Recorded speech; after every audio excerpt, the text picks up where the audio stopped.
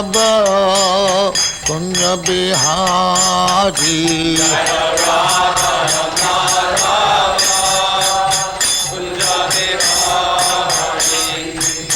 गोपी जन वल्लभ गिरिवरधारी।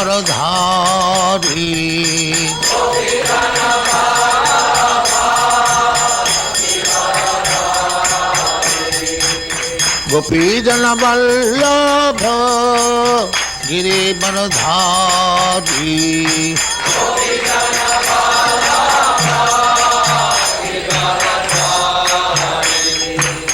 यशोदानंदन ब्रजजन रंजन।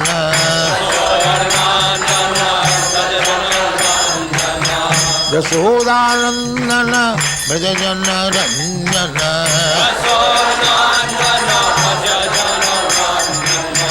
यमुना तीर बनचारी।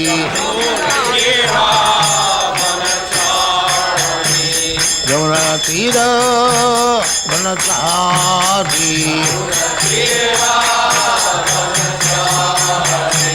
जय राधा माधव कुंज बिहारी।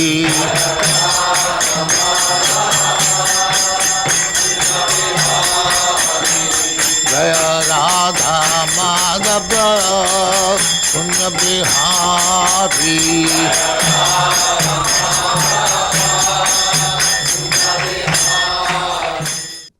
ओम नमो भगवते वासुदेवाय। ओम नमो भगवते वासुदेवाय। ओम नमो भगवते वासुदेवाय। ओम अज्ञानतिमिरान्धस्य ज्ञानाञ्जन शलाकया चक्षुरुन्मीलितं येन तस्मै श्री गुरुवे नमः। नमो विष्णुपदाय कृष्ण पृष्ठाय भूतले श्रीमते भक्ति वेदांत स्वामी नामदे। नमस्ते सारस्वती देवे गौरवाणी प्रचाले निर्विशेष शून्यवादी पाश्चात्य देशताणी। श्री कृष्ण चैतन्य प्रभु नित्यानंद श्री अद्वैत गदाधर शिवासादि गौर भक्तविंद। हरे कृष्णा कृष्ण कृष्ण हरे कृष्णा। भगवद गीता साप्ताहिक कोर्स में आपका हार्दिक स्वागत है।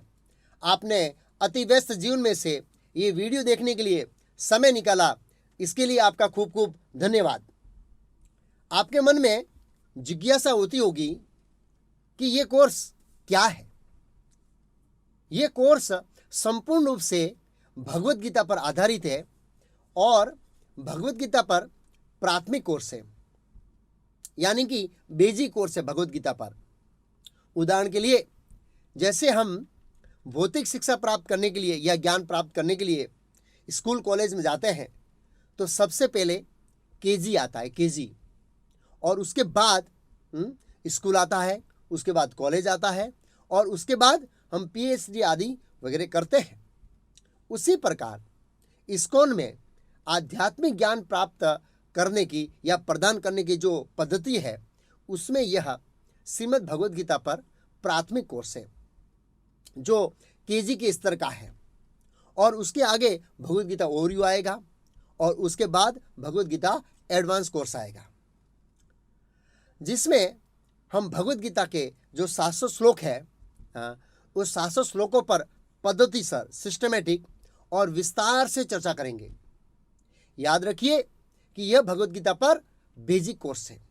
उसके बाद भगवद गीता और कोर्स आएगा। आपके मन में प्रश्न हो सकता है कि हम इस कोर्स में क्या समझेंगे। इस कोर्स में हम भगवद गीता में जो 5 विषयों की चर्चा हुई है उन 5 विषयों के बारे में प्राथमिक ज्ञान प्राप्त करेंगे और 5 विषयों की परिभाषा समझेंगे। परिभाषा का अर्थ है ऐसे लक्षण जिनके द्वारा हम किसी चीज को पहचान सकते हैं। भगवद गीता के 5 विषयों में से जो प्रथम विषय है वो है जीव। जीव अर्थात हम कौन हैं, हम कहाँ से आए हैं, मृत्यु के बाद हम कहाँ जाएंगे, हम क्यों दुखी हैं। भगवद गीता का दूसरा विषय है ईश्वर। ईश्वर अर्थात नियंता, कंट्रोलर। ईश्वर कौन है, उसकी परिभाषा क्या है, ईश्वर कहाँ रहते हैं, हम ईश्वर को कैसे पहचान सकते हैं और वास्तव में ईश्वर है तो वो कौन है। और अभी वर्तमान में बहुत सारे ईश्वर है, क्या हम ईश्वर बन सकते हैं। तीसरा है भौतिक प्रकृति। प्रकृति का मतलब ये दृश्य जगत, ये प्रकृति किस प्रकार कार्य करती है, क्या कोई इसका नियंता है या ये स्वतंत्र रूप से कार्य करती है? इसका सर्जन और विनाश कब होता है?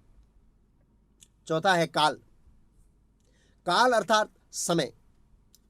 समय हम पर कैसे प्रभाव डालता है और हम किस प्रकार समय से प्रभावित हो जाते हैं तथा हम किस प्रकार समय के प्रभाव से मुक्त हो सकते हैं, शाश्वत काल से रह सकते हैं।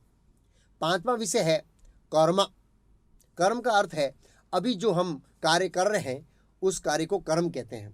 हमने सुना है कि हर एक क्रिया की प्रतिक्रिया होती है। तो ये कर्म की प्रक्रिया कैसे कार्य करती है? प्रक्रिया कैसा कर्म बंधनकारक होता है और कैसा कर्म मुक्त कराने वाला है हमको? क्या कर्म बंधन से मुक्त होना संभव है? तो कर्म, अकर्म और विकर्म की परिभाषा क्या है? भगवत गीता के ये जो 5 विषय है, जीव, ईश्वर, प्रकृति, काल और कर्म, तो हम इन 5 विषयों की चर्चा इस कोर्स में करेंगे। यह भगवत गीता का प्राथमिक कोर्स है, याद रखिए। आपको भगवत गीता के ज्ञान को समझने के लिए यह आधार की तरह कार्य करेगा ये कोर्स। अर्थात इस कोर्स को करने के बाद आपको भगवत गीता समझने में बहुत सरलता होगी, क्योंकि भगवत गीता का ऐसा ही ज्ञान है जो बड़ा रहस्यमय है। आपने सुना होगा कि बच्चों की एक गेम आती है जिसका नाम है जिक्सा पजल। उसमें किसी एक चित्र या एक तस्वीर को काट काट कर उसके टुकड़े किए जाते हैं, छोटे छोटे टुकड़े अलग अलग किया जाता है उसको, और फिर बच्चों को कहा जाता है कि इस तस्वीर जो है उसके टुकड़ों को क्या करो, जोड़कर बताओ कि ये तस्वीर या ये फोटो किसका है या चित्र किसका है। बच्चा अपना प्रयास करता है, अपना दिमाग लगाता है, और जब तक उसके जो टुकड़े हैं वो सभी जगह पर लगा नहीं दिए जाएंगे तब तक वह तस्वीर क्लियर दिखाई नहीं देगी। अगर कोई टुकड़ा यहाँ से वहाँ मिस हो गया तो जिस चीज़ की तस्वीर है उसकी जगह कुछ और तस्वीर आ जाएगी। तो भगवत गीता का ज्ञान भी ऐसा ही है। अभी हमारी भगवत गीता के बारे में जानकारी उसी तस्वीर के अलग किए हुए टुकड़ों के समान है, टुकड़ों के समान है। क्योंकि हम भगवत गीता को जो ज्ञान है वो थोड़ा ज्ञान यहाँ से लेते हैं, थोड़ा ज्ञान यहाँ से लेते हैं, थोड़ा टीवी से लेते हैं, पर उस टुकड़े को सही जगह पर न रखने के कारण उसकी जो मुख्य शिक्षा है उससे परे कुछ और ही समझने लग जाते हैं। इसलिए भगवत गीता के बारे में अनेक लोगों के अनेक तर्क हैं। कुछ लोग अपने तर्क में कहते हैं कि भगवत गीता ध्यान योग की शिक्षा देती है, कुछ कहते हैं ज्ञान योग की शिक्षा देती है भगवत गीता, कुछ कहते हैं कर्म योग की शिक्षा देती है। पर वास्तव में भगवत गीता किस बात की शिक्षा देती है यह एक बड़ा रहस्य है। जिन्होंने भगवत गीता प्रेजेंट किया है और जिन्होंने भगवत गीता को प्रेजेंट करके उस व्यक्ति को सर्टिफाई किया है कि हाँ, इस व्यक्ति ने भगवत गीता को वास्तविक रूप में समझ लिया है, तो प्रेजेंट करने वाले के मंतव्य को और समझने वाले मंतव्य को अगर हम उसी तरह हमारे मंतव्य को मैच कर पाएंगे तभी हम भगवत गीता के वास्तविक ज्ञान को समझ पाएंगे और तभी हम अच्छी तरह से साक्षात्कार कर पाएंगे। अन्यथा इसके साक्षात्कार में बड़ी कठिनाई होती है। ऐसा भी कहा जाता है कि भगवत गीता एक 3D तस्वीर के समान है। 3D तस्वीर, जैसे आजकल 3D फोटो आता है, एक तरफ से देखेंगे तो अलग दिखाई देता है, दूसरी तरफ देखेंगे अलग दिखाई देता है, और तीसरी तरफ देखेंगे तो कुछ अलग ही दिखाई देता है। तो ये भगवत गीता 3D के समान है।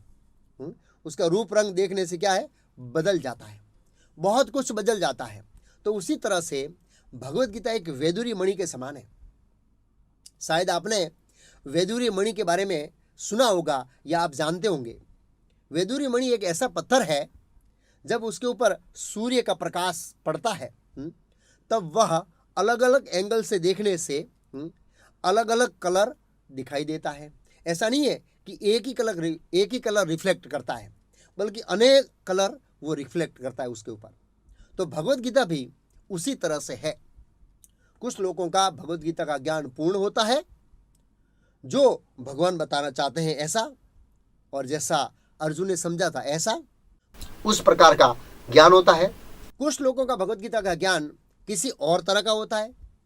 तो ऐसा नहीं है कि भगवत गीता वो ज्ञान को प्रेजेंट नहीं करती, ऐसा नहीं है। भगवत गीता उस ज्ञान को भी प्रेजेंट करती है, उस ज्ञान को भी सपोर्ट करती है, पर वो मुख्य ज्ञान नहीं है, वह गौण ज्ञान है। इसलिए आज हम यह समझेंगे कि कैसे भगवत गीता का मुख्य ज्ञान प्राप्त किया जाए, जो स्वयं भगवान कृष्ण ने अर्जुन को दिया था। उसको यथारूप में कैसे प्राप्त करें, यही इस कोर्स का मुख्य विषय है। अब प्रश्न होता है कि भगवत गीता के इन 5 विषयों को समझने का फल क्या है, अथवा यह कोर्स हमारे जीवन में कैसे उपयोगी हो सकता है।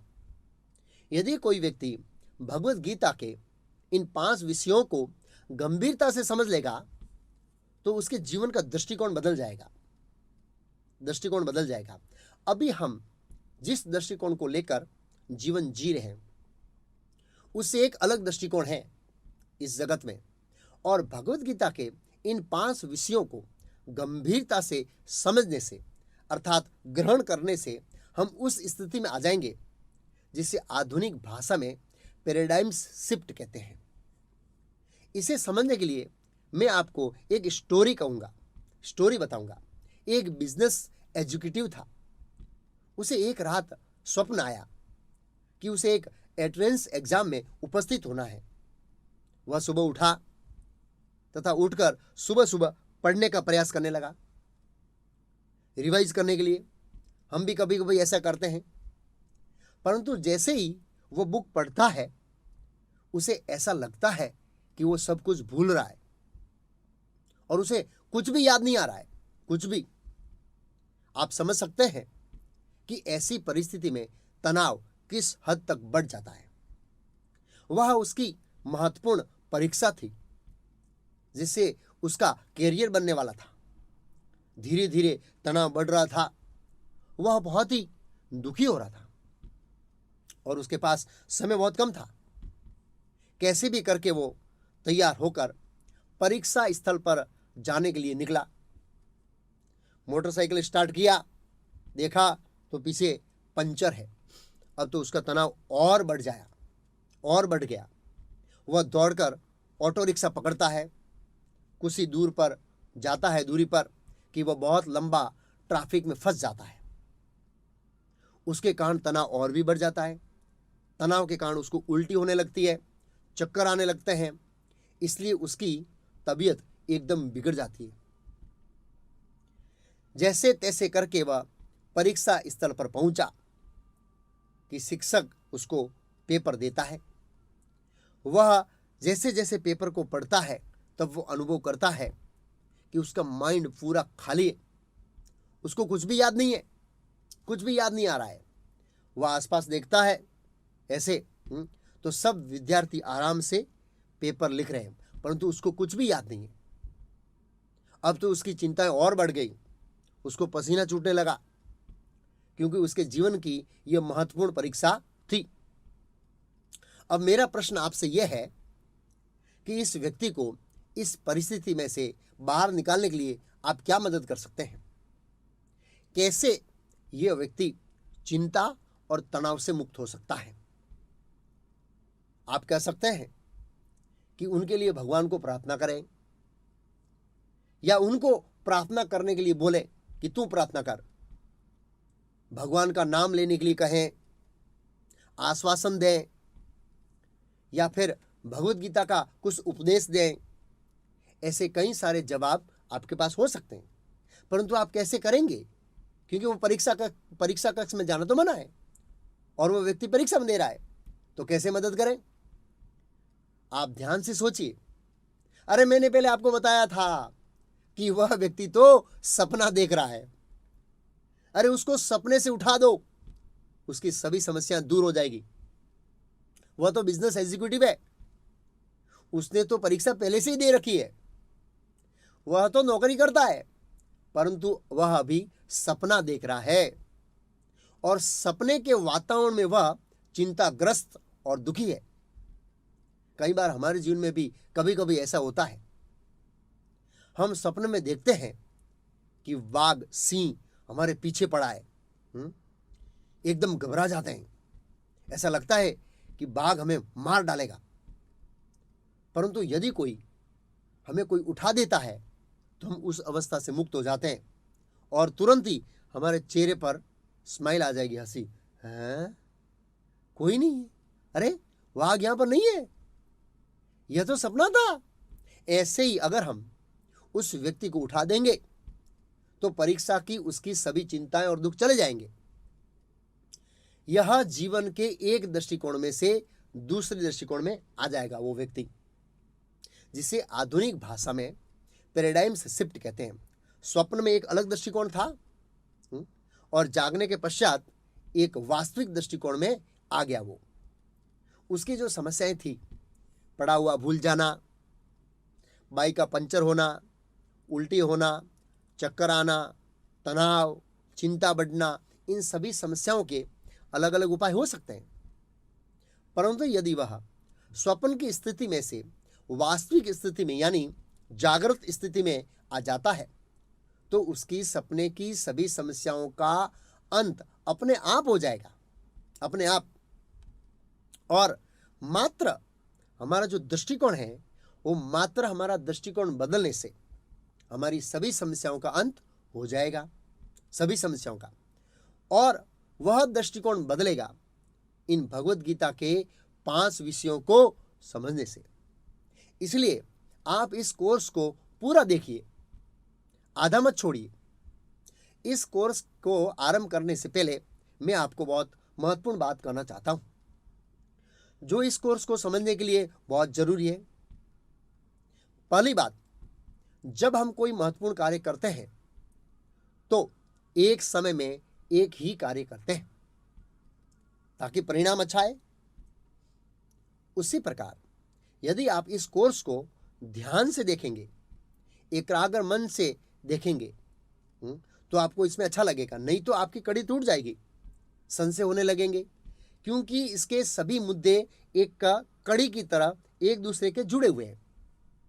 उदाहरण के रूप से कई बार लोग बिना ध्यान के टीवी देखते हैं, एक तरफ टीवी चालू है और दूसरी ओर मोबाइल पे बात करते हैं, परंतु ऐसा कार्य कभी कभी खतरनाक साबित हो सकता है।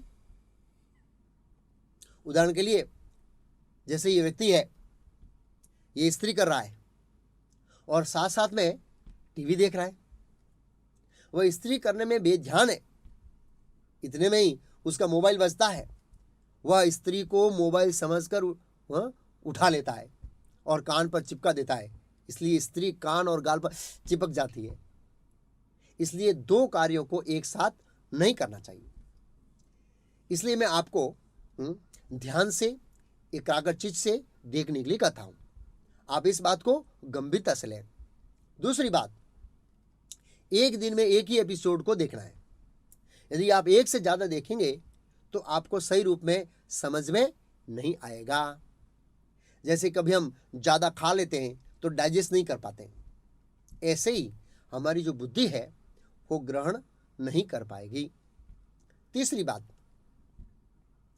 इस कोर्स को समझने के लिए बुद्धि का इस्तेमाल करना है। ज्यादातर लोग धर्म के मामले में बुद्धि का उपयोग नहीं करते। एक बार ऐसा हो गया, एक व्यक्ति की मां बीमार हो गई। उसके 2 लड़के थे। बड़ा लड़का डॉक्टर के पास से दवाई लाया। डॉक्टर ने कहा दवाई को हिलाकर पिलाना, शीशी को, बोतल को, नहीं तो असर नहीं करेगी। बड़े लड़के ने दवा छोटे भाई को देकर कहा मां को ये दवा हिलाकर पिला देना। दूसरे दिन पूछा बड़े भाई ने कि मां को दवा हिलाकर पिलाया? छोटे भाई ने कहा नहीं, मैं तो भूल गया, मैंने तो हिलाया ही नहीं। छोटे भाई ने कहा हाँ भूल गया, तो अब क्या होगा? बड़े भाई ने कहा एक काम करते हैं, मां को ही पकड़कर हिला देते हैं तो दवा पेट में हिल जाएगी। दोनों ने पकड़कर मां को जोरदार हिलाया ऐसे, जिसके कारण मां मर गई। बुद्धि का उपयोग नहीं किया। लेकिन आप इस कोर्स को देख रहे हैं, इससे यह साबित होता है कि आप बुद्धिमान है। इसलिए मैं आपसे आशा करता हूं कि आप इस वीडियो को देखने के लिए अपनी बुद्धि का उपयोग करेंगे, इस्तेमाल करेंगे और बुद्धि के हिसाब से समझेंगे। चौथी बात, अगर इस कोर्स को प्री कॉन्सेप्ट के साथ देखेंगे तो आपको ये कोर्स समझ में नहीं आएगा। प्री कॉन्सेप्ट का अर्थ है पूर्व धारणा, पहले की सुनी हुई बातें धार्मिक बाबत में, हमारी पुरानी सोच।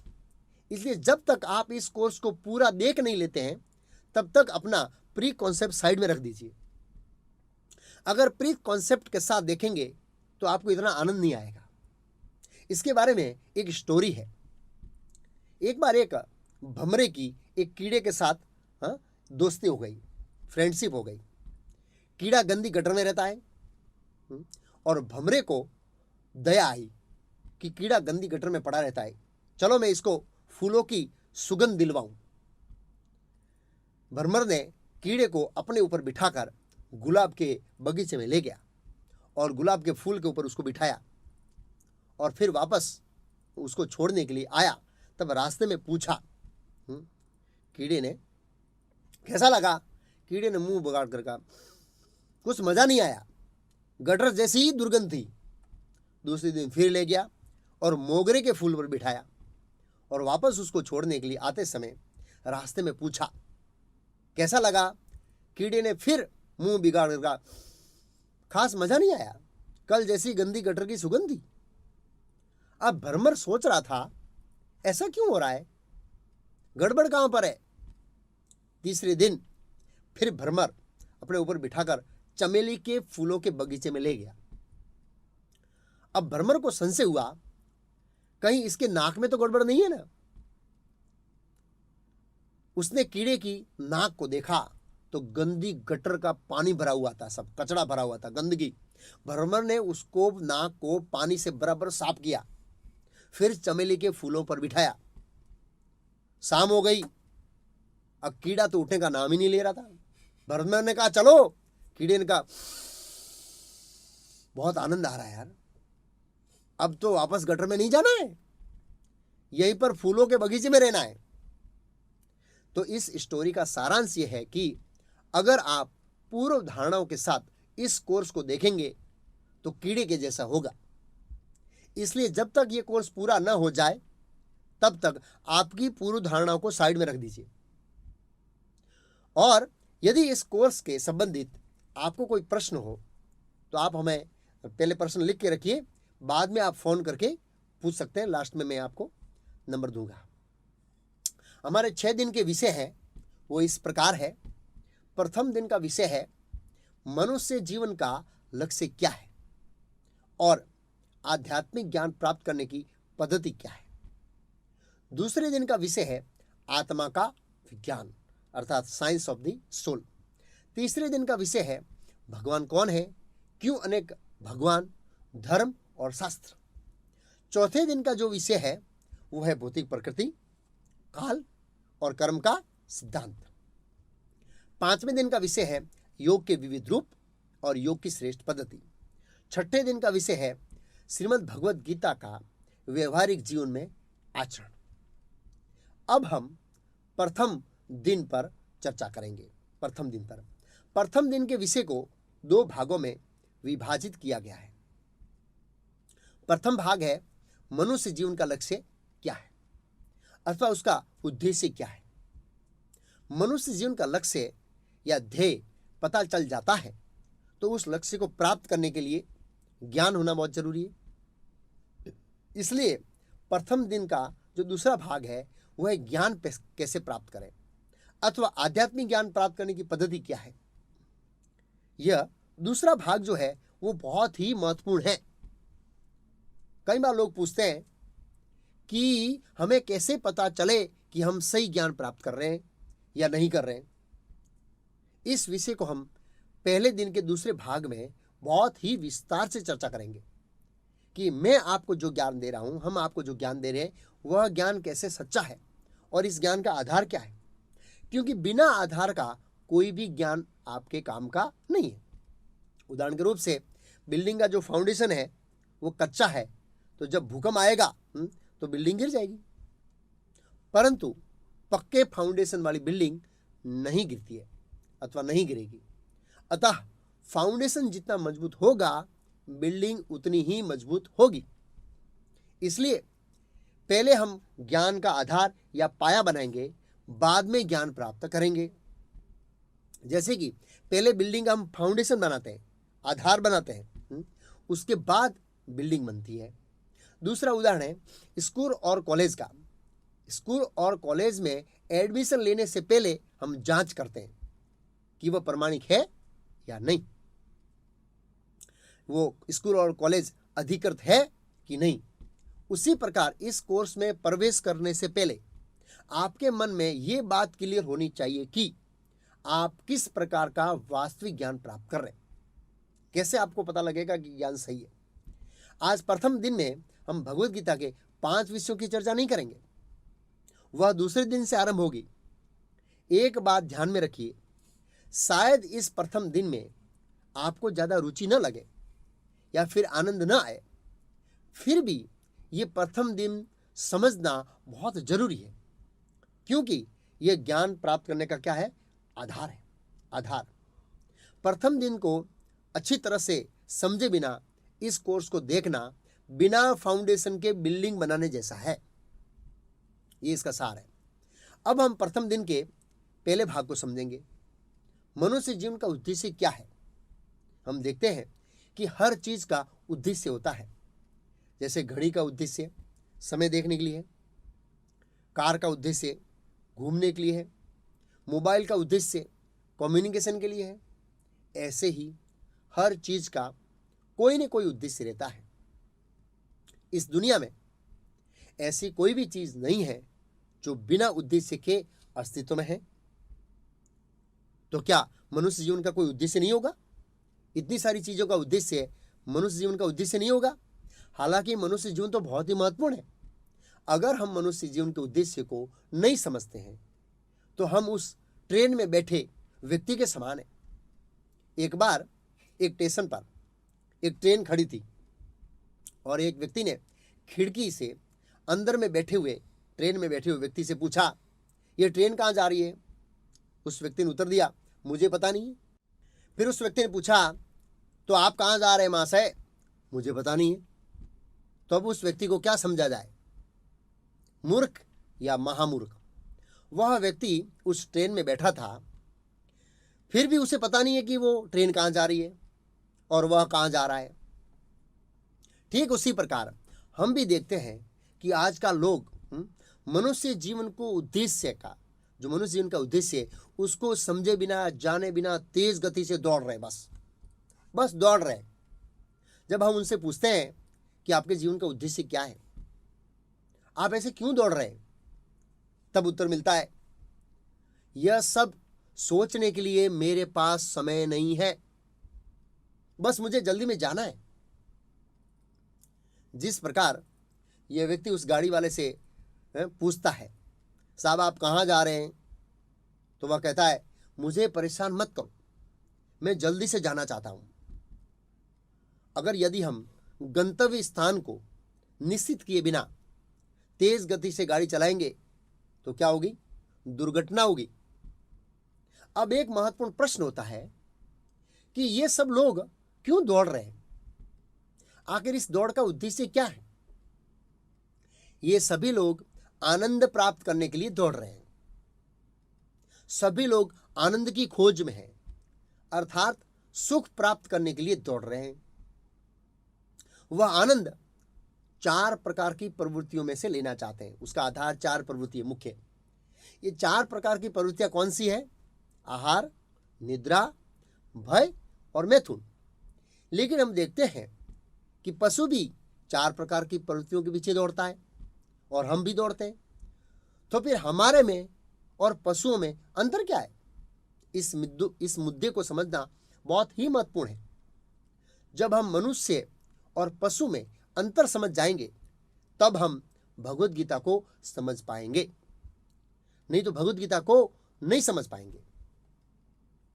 तो फिर हमारे और पशुओं के बीच में क्या अंतर है? हम भी 4 प्रवृत्तियों के पीछे दौड़ रहे हैं और पशु भी 4 प्रवृत्तियों के पीछे दौड़ रहे हैं। तो फिर अंतर क्या रहा? हम 4 पहियों वाली गाड़ी में दौड़ते हैं और पशु 4 पैरों से दौड़ते हैं। चेतना एक है, उद्देश्य भी एक ही है, कार्य भी एक ही है, तो फिर मनुष्य पशु से श्रेष्ठ कैसे हो सकता है? आप कह सकते हैं कि पशु में विचार शक्ति या बुद्धि नहीं होती है। सामान्यतः लोग ऐसे भी सोचते हैं, परंतु वास्तविक ऐसा नहीं है। वास्तविक में ऐसा नहीं है। पशु में भी बुद्धि होती है। इसको समझने के लिए मैं 3 उदाहरण दूंगा। पहला, भिखारी और कुत्ते का। जब हमारे घर कोई भिखारी आता है तो हम उसको कहते हैं हट, तब वह चला जाता है, क्योंकि उसको लगा कि यह व्यक्ति मुझे पसंद नहीं करता है या अवमानना करता है। उसके बाद यदि हमारे घर कुत्ता आता है तो हम उसको भी कहते हैं हट हट हट हट, तो वो भी चला जाता है, क्योंकि उसको भी लगा कि यह व्यक्ति मुझे पसंद नहीं करता है, ये मेरी अवमानना करता है। तो दोनों में बुद्धि है, तब तो चले गए ना। दूसरा उदाहरण है गाय का। गाय का आहार घास है। हम उसको मांस देंगे तो वह नहीं खाएगी, उसको पता है कि ये मेरा आहार नहीं है, क्योंकि गाय में बुद्धि है। तीसरा उदाहरण है सिंह का। सिंह का आहार मांस है और हम उसको घास या गुलाब जामुन देंगे तो वो नहीं खाएगा, उसको पता है कि ये मेरा आहार नहीं है, क्योंकि उसमें भी बुद्धि है। इस कोर्स के दूसरे दिन में हम समझेंगे कि बुद्धि का कार्य है भेद करना, डिफरेंशिएट करना, परंतु पशु भेद करते हैं। जिस प्रकार मनुष्य भी बुद्धि का स्तर ऊपर नीचे होता है, वैसे ही पशुओं में भी बुद्धि का स्तर है वो ऊपर नीचे होता है। कोई प्रश्न कर सकता है कि हम ये जो 4 कार्य है, आहार, निद्रा, भय, मैथुन, अच्छी तरह से कर सकते हैं, परंतु पशु ये कार्य अच्छी तरह से नहीं कर सकते हैं। तो आधुनिक भाषा में उनको सोफिस्टिकेट एनिमल अथवा सोशल एनिमल कहा जाता है, क्योंकि चेतना एक ही है, उद्देश्य भी एक ही है, कार्य भी एक ही है। तो फिर प्राणी और मनुष्य में अंतर कहाँ है? अगर हम ध्यान से विश्लेषण करेंगे तो पता चलेगा कि जो ये 4 कार्य है ये मनुष्य से तो पशु अच्छी तरह से करते हैं। आप कहेंगे ये कैसे हो सकता है? हाँ, हो सकता है, क्यों नहीं। कई बार लोग कहते हैं ना, जीना यहाँ मरना यहाँ, उसके सिवाय जाना कहाँ, अर्थात खाओ पियो मौज करो। सामान्य लोगों की समझ ऐसी है कि ये मनुष्य जीवन है, मनुष्य शरीर है, ये मौज मस्ती करने के लिए, इसलिए जितना हो सके उतनी मौज मस्ती करो। यह आधुनिक जीवन का सिद्धांत बन गया है।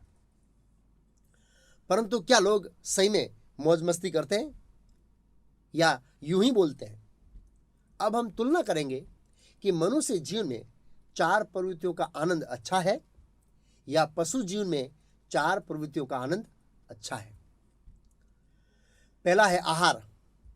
हम भी खाते हैं, पशु भी खाते हैं, तो अंतर क्या है? बहुत बड़ा अंतर है। हमको मेहनत करने के बाद आहार मिलता है और पशुओं को फ्री में आहार मिलता है। किसका आहार अच्छा है? आप कह सकते हैं कि हम तो डाइनिंग टेबल पे खा रहे हैं, डाइनिंग टेबल पे खाते हैं, तो आजकल देखो कुत्ते भी डाइनिंग टेबल पर खाते हैं। दूसरा है निद्रा। हम भी सोते, पशु भी सोते।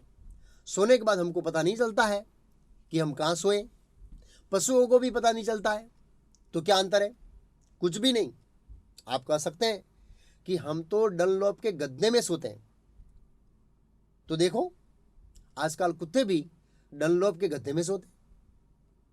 डनलॉप के गद्दे में सोते हुए भी हम कई बार हमें निद्रा नहीं आती है, इसलिए निद्रा की गोली लेते हैं, परंतु पशु कभी भी निद्रा की गोली नहीं लेते। तो किसकी निद्रा अच्छी? कुत्ते की, क्योंकि डनलॉप का गद्दा उसको फ्री में मिलता है और उसको कोई टेंशन नहीं है, किसी भी प्रकार का टेंशन नहीं है, इसलिए हमारे से उसकी निद्रा बहुत अच्छी है। तीसरा है भय अर्थात स्वरक्षण। भगवान ने कुत्ते को तथा अन्य जीव जंतुओं को पंजे दिए हैं ताकि वो उनकी रक्षा कर सकें, और हम अपने रक्षण के लिए इंश्योरेंस प्लान लेते हैं, बॉडीगार्ड रखते हैं तथा अन्य इलेक्ट्रिकल साधनों की मदद लेते हैं। उसके लिए हमें कितनी मेहनत करनी पड़ती है, जबकि कुत्ते और अन्य प्राणियों को भगवान ने फ्री में पंजे दिए, पंजे। चौथा है मैथुन, अर्थात जाति जीवन। पशु शरीर में कभी भी कहीं भी जाति जीवन का आनंद ले सकते हैं, जबकि मनुष्य ऐसा नहीं कर सकता, क्योंकि इसके लिए समाज में काफी नीति नियम है। दूसरी बात है, मनुष्य समाज में जब लड़का बहुत पढ़ाई करता है तब जाकर उसको कोई लड़की देता है, नहीं तो कोई लड़की नहीं देगा। ये पढ़ाई करना बहुत ही कष्टदायक है। तो किसका जीवन, जाति जीवन अच्छा है? पशुओं का। कैसे? एक तो पशु जीव में पढ़ाई का कष्ट नहीं होता है। कुत्ते को ऐसा नहीं कहने वाली है कि आप बहुत पढ़े लिखे नहीं हैं, इसलिए मैं आपका संग नहीं करूंगी। और फिर पशुओं को परिवार के पालन पोषण के लिए पूरा जीवन 10 से 12 घंटे की नौकरी करने की जरूरत नहीं रहती है। आप कह सकते हैं कि हम तो गाड़ी में घूमते हैं। अरे आजकल कुत्ते तो भी गाड़ी में घूमते हैं ना, वो कहाँ नौकरी करने गए।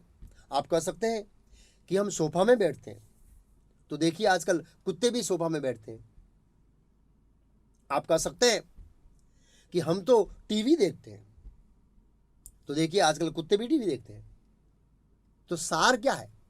सार यह है कि मनुष्य शरीर में ये 4 प्रवृत्तियों का जो आनंद है वो बहुत ही मेहनत करने के बाद मिलता है, जबकि पशु शरीर में ये बिना मेहनत किए फ्री में मिलता है।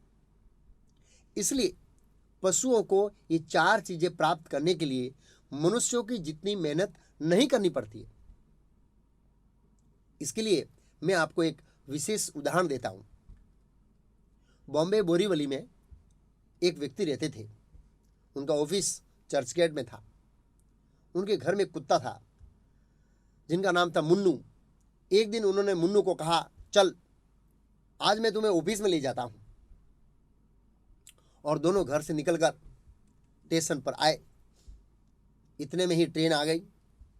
ट्रेन में बहुत भीड़ थी। सब लोग चढ़ने का प्रयास करने लगे और चढ़ रहे थे। उस व्यक्ति ने चढ़ने का प्रयास किया और कुत्ते को भी खींचा। तब कुत्ते ने कहा, नहीं नहीं नहीं नहीं, मुझे इस भीड़ में नहीं आना है। उस व्यक्ति ने पूछा, क्यों? कुत्ते ने कहा, तुम जिस 4 चीजों को प्राप्त करने के लिए इस भीड़ में मार खाते हो, आहार, निद्रा, भय और मैथुन, वो तो मुझे फ्री में मिलती है। 4 चीजें फ्री में मिलती है, तो मैं क्यों मार खाऊं? मैं वापस घर जाऊंगा, तुम जाओ, तुम मार खाओ। यद्यपि वास्तव में ऐसी कोई घटना बनी नहीं है, परंतु ये एक उदाहरण है। बॉम्बे लोकल ट्रेन में 2 चीज फ्री में मिलती है। पहली है फ्री मसाज। सुबह शाम ट्रेन में इतनी भीड़ होती है कि फ्री में मसाज होते हैं, लोग ऐसे मारते हैं पूरा जोरदार। और फिर दूसरा है ऑटोमेटिक सीढ़ियाँ हैं। आप दरवाजे के पास खड़े हो जाओ, लोग आपको अंदर चढ़ा देंगे, बाहर निकलेंगे, खड़ा हो जाओ, सीधा उतार देंगे। पशु जीवन में एक और महत्वपूर्ण बात है कि जीवन में भगवान ने टेंशन नहीं दिया है। पशु अपने जीवन में इन 4 चीजों का आनंद है वो शांति से ले सकते हैं, जबकि मनुष्य को टेंशन होता है। इसलिए 4 चीजों का आनंद है वो शांति से नहीं ले सकता। उदाहरण के तौर पर कोई व्यक्ति 1 करोड़ के फ्लैट में रहता है और समाचार मिला कि रात को 1 बजे भूकंप आने वाला है, अर्थक्वेक, तो उसे निद्रा नहीं आएगी। लेकिन कुत्ते को इस समाचार से कोई फर्क नहीं पड़ेगा, वह शांति से सो जाएगा डनलॉप के गद्दे पे। कोई प्रश्न कर सकता है कि क्या आहार, निद्रा, भय, मैथुन बंद कर दे? नहीं, मैंने ऐसा नहीं कहा है। जो कार्य है वो जीवन की आवश्यकता है, जीवन जीने के लिए जरूरी है। परंतु हमारी भूल ये है कि हमने इन 4 जो कार्य है, इन 4 कार्यों को लक्ष्य बना दिया, लक्ष्य, जीवन का लक्ष्य बना दिया। वो गलत है। बस अब हम उस लक्ष्य को समझेंगे। हम देखते हैं कि कई कार्यों में पशु हमसे आगे होते हैं, जैसे कि हाथी खाने में, बाज जो देखने में, कुत्ता सूंघने में, चोर को पकड़ने में, कबूतर जाति जीवन में, कंगारू छलांग लगाने में, घोड़ा दौड़ने में, कुतिया संतान उत्पन्न करने में इत्यादि। तो फिर मनुष्य में ऐसा क्या है जो पशु से अलग करता है? उसके बारे में महाभारत में एक श्लोक है, बहुत अच्छा श्लोक है। इसमें कहा है, आहार निद्रा भय मैथुन चह सामान्य एतद् पशु नराणाम धर्मो ही तेषाम अधिको विशेषो धर्मेण हीना पशु समान। अर्थात मनुष्य और पशुओं में आहार, निद्रा, भय और मैथुन, ये 4 बातें समान है, लेकिन मनुष्य की विशेषता यह है कि वह आध्यात्मिक जीवन का पालन कर सकता है, किंतु आध्यात्मिक जीवन से विहीन मनुष्य पशु तुल्य है। इस श्लोक में कहा है कि जब तक मनुष्य इन 4 कार्यों में प्रवृत्त रहता है तब तक उसकी गिनती पशु में होती है। धर्मेण हीना पशु ही समाना, तो मनुष्य कब कहलाता है? धर्मो ही तेषाम अधिको विशेषो, यह धर्म मनुष्य को पशु से अलग करता है। इस धर्म शब्द के अर्थ को हम दूसरे दिन में विस्तार से समझेंगे। सामान्य रूप से संस्कृत में धर्म शब्द का आरंभ तत्व जिज्ञासा से होता है, अर्थात पूछताछ करना। किसके बारे में करना? पूछताछ। मैं कौन हूं, मैं कहां से आया हूं, मृत्यु के बाद मैं कहां जाऊंगा, मैं क्यों दुखी हूं, इन सभी प्रश्नों के उत्तर प्राप्त करने के लिए यह मनुष्य जीवन है। इस प्रकार के विषयों को समझने के लिए मनुष्य में विशेष बुद्धि है, विशेष। ऐसी बुद्धि पशुओं में नहीं है। यही मनुष्य और पशुओं में अंतर है। पशुओं की बुद्धि आहार, निद्रा, भय और मैथुन तक सीमित रहती है, उसके ऊपर वे नहीं सोच सकते। उदाहरण के रूप में कत्ल खाने में एक बकरे का कत्ल हो रहा है और पास ही खड़े दूसरे बकरे को आप घास डाल दो तो वो बकरा घास खाने में मग्न हो जाएगा। वह ऐसा नहीं सोचेगा कि इसके बाद मेरा नंबर आएगा। पशुओं की बुद्धि आहार, निद्रा, भय और मैथुन तक ही सीमित होती है। हम कुत्ते को भगवद गीता समझा सकते हैं। यदि हम समझाने जाएंगे तो कुत्ता भौंकेगा, वाह वाह वाह। हम पशुओं को सत्संग में आमंत्रित नहीं करते हैं, क्योंकि भगवान ने उनको धार्मिक विषयों को समझने के लिए बुद्धि नहीं दी है। जब व्यक्ति तत्व जिज्ञासा करता है तब वह मानव सभ्यता का उसका स्तर आता है, शुरुआत होती है वहां पर मानव सभ्यता की। भगवान ने हमको मनुष्य शरीर और बुद्धि दी है। यदि हम इसका सदुपयोग नहीं करेंगे तो वे हमसे वापस ले लेंगे। अगले जन्म में मनुष्य शरीर नहीं मिलेगा। उसके बारे में मैं आपको स्टोरी बताता हूँ।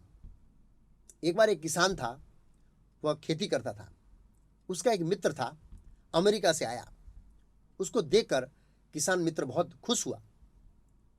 उसके बाद दोनों मित्र एक दूसरे से मिले, बातें की। अमेरिका वाला मित्र किसान मित्र के लिए बहुत अच्छी कार लाया था और उसको भेंट देकर चला गया।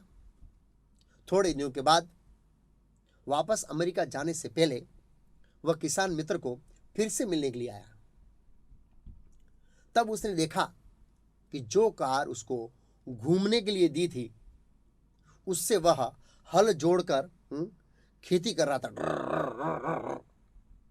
अमेरिका वाला मित्र उस पर गुस्सा हुआ और कहा, मैंने तुमको ये कार घूमने के लिए दी थी, खेती करने के लिए नहीं दी थी। खेती करने के लिए ट्रैक्टर है, तुमको इसका सदुपयोग करना नहीं आता। लाओ, मैं अपनी कार वापस ले लेता हूं। ऐसा करके वह व्यक्ति कार लेकर चला गया और किसान मित्र बेचारा देखता ही रह गया। इसका सारांश यह है कि भगवान ने हमें यह मनुष्य शरीर एक विशेष उद्देश्य के लिए दिया है। उस उद्देश्य के लिए यदि हम उसका उपयोग या सदुपयोग नहीं करेंगे तो भगवान वापस ले लेंगे। इसलिए मनुष्य जीवन का उद्देश्य है तत्व जिज्ञासा करना। उसके लिए मनुष्य जीवन होना चाहिए। तत्व जिज्ञासा का अर्थ है परम सत्य की खोज और दुखों में से हमेशा के लिए छुटकारा पाना। कोई व्यक्ति प्रश्न कर सकता है कि दुख कहाँ है? इस दुनिया में सुख ही सुख है, दुख कहाँ है? तो अब हम भौतिक जगत में दो प्रकार के दुखों को समझेंगे। प्रथम प्रकार के दुख को रिलेटिव दुख कहते हैं, संबंधित दुख। उदाहरण रूप से मेरे दांत में दर्द हो रहा है, मुझे पीड़ा होती है, परंतु डॉक्टर को आनंद मिलता है क्योंकि उसको पैसा मिलने वाला है। दूसरा उदाहरण है शमशान में लकड़ी बेचने वाले का। जब कोई व्यक्ति मर जाता है तो उसके संबंधी जन बहुत ही दुखी होते हैं, परंतु शमशान में लकड़ी बेचने वाले को आनंद आता है क्योंकि उसकी लकड़ियां बिकती है। इस प्रकार रिलेटिव दुख एक के लिए दुख है और दूसरे के लिए सुख है। लेकिन दूसरे प्रकार के दुख को एब्सोल्यूट ट्रूथ दुख कहते हैं, अर्थात जो सबके लिए एक समान है और सभी के दुखों के मूल है वो। अर्थात चार प्रकार के दुख सभी समस्याओं के मूल।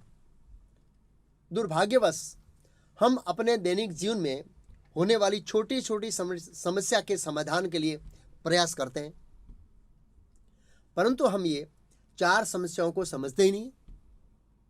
ये चार समस्या है वो सबके लिए एक समान होती है। वो पशु हो, मनुष्य हो, गरीब हो या अमीर हो या नेता हो, कोई भी हो, सबके लिए एक समान। जन्म मृत्यु जरा व्याधि की जो पीड़ा है वो सबके लिए एक समान है और कोई भी इसे नहीं चाहता। इन चार समस्याओं को कोई भी नहीं चाहता। सब मंदिर में जाके प्रार्थना करते हैं, हे भगवान हमको इन दुखों से बचाइए।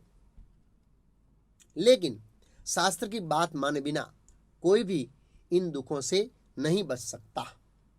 हाँ, इन चार दुखों को बचने की एक पद्धति जरूर है।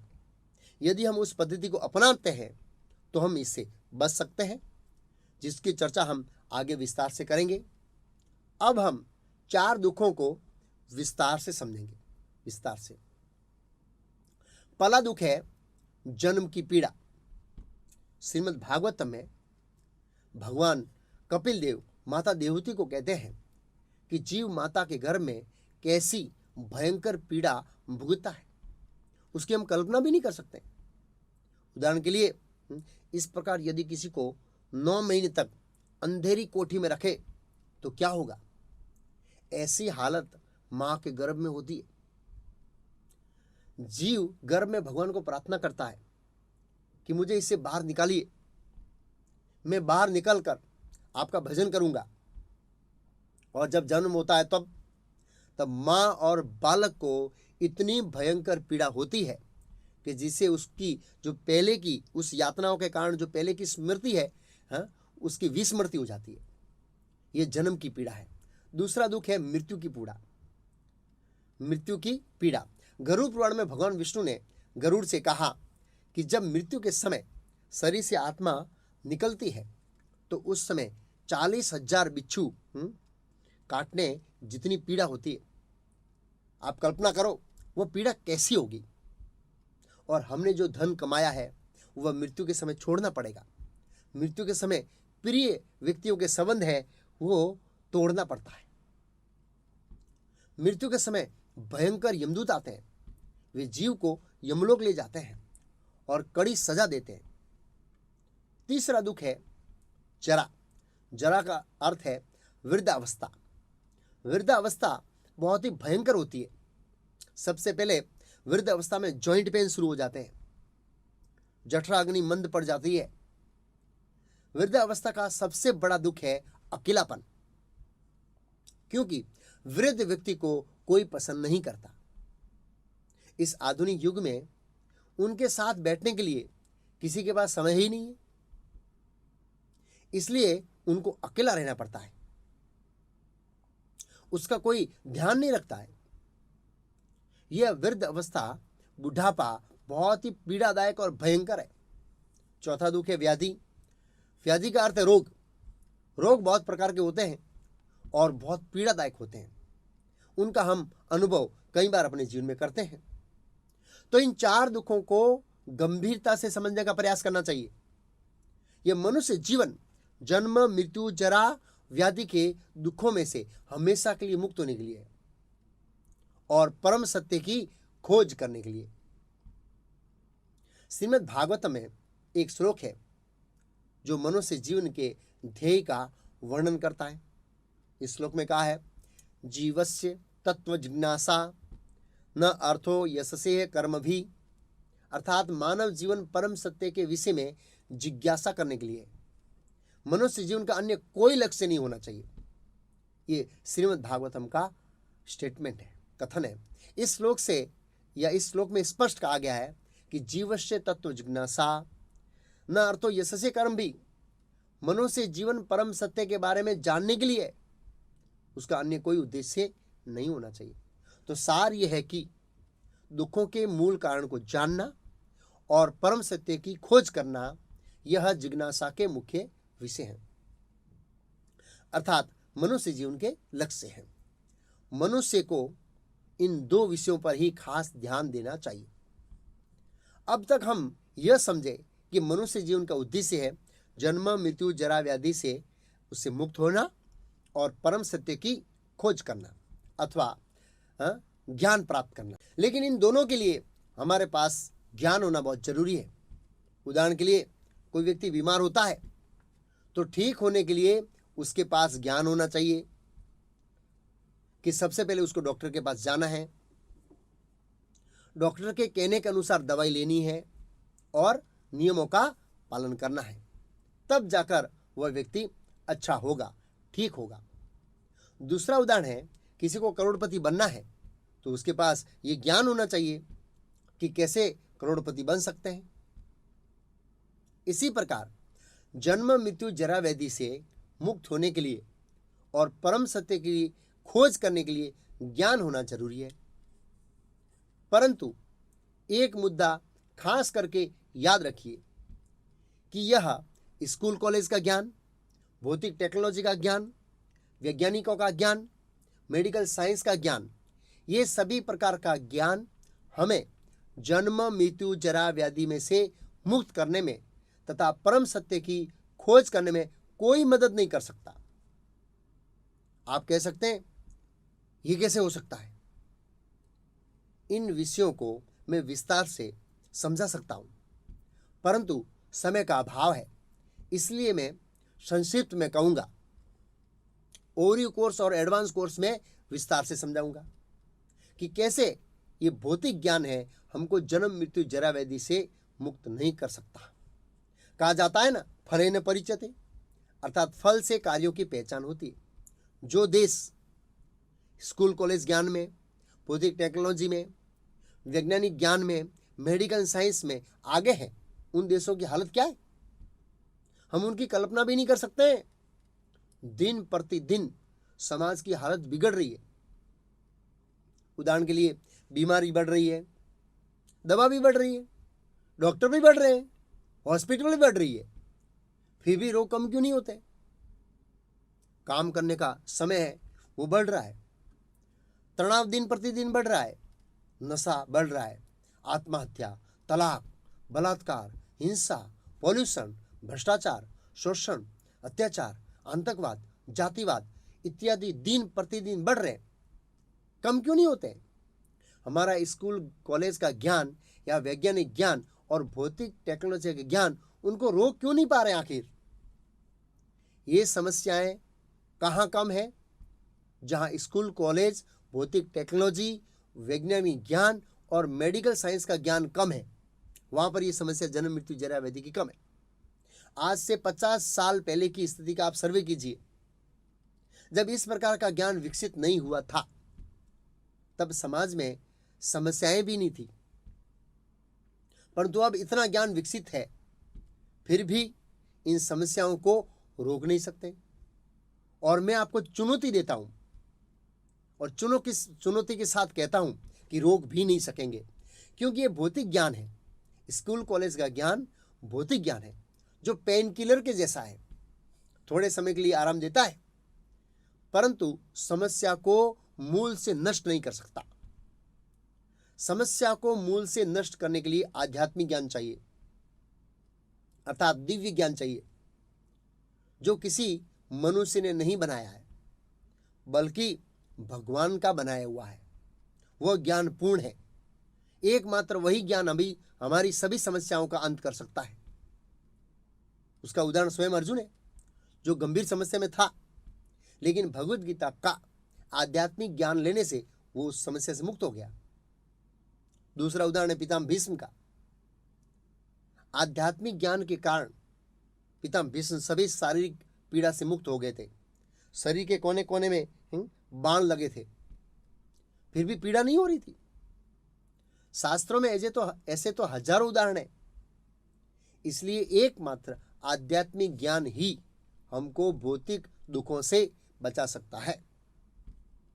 अब एक महत्वपूर्ण प्रश्न, आध्यात्मिक ज्ञान लेने की सही पद्धति क्या है और इस वर्तमान समय में लोग किस प्रकार आध्यात्मिक ज्ञान ले रहे हैं।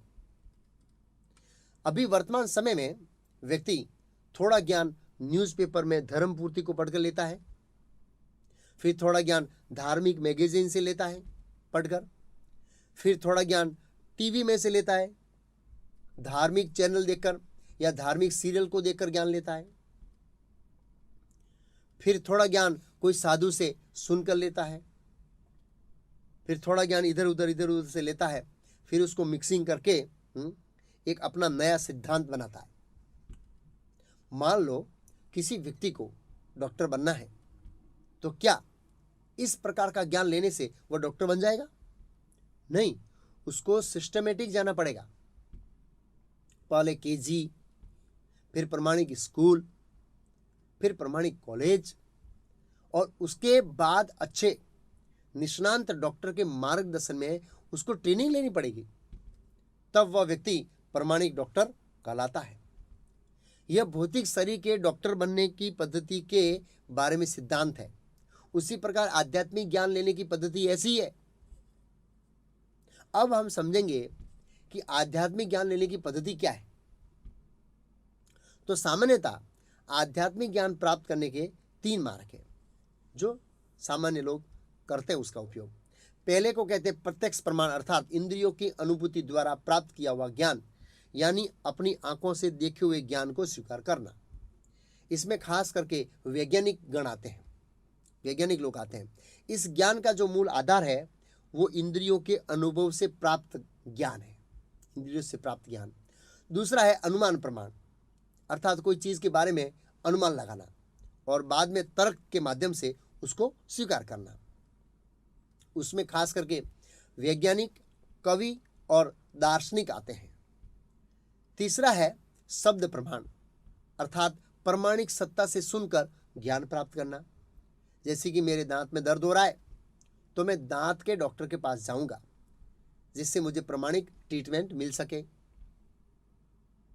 अब हम समझेंगे कि इन तीनों मार्गों में से कौन सा मार्ग प्रमाणिक और पूर्ण है और कौन से मार्ग से हम जन्म, मृत्यु, जरा, व्याधि से मुक्त हो सकते हैं और परम सत्य की खोज भी कर सकते हैं। ज्ञान लेने का पहला प्रमाण है प्रत्यक्ष प्रमाण, जिसमें वैज्ञानिक गण आते हैं। इस पद्धति में ज्ञान का मुख्य जो आधार है वो है इंद्रियों की अनुभूति द्वारा प्राप्त ज्ञान।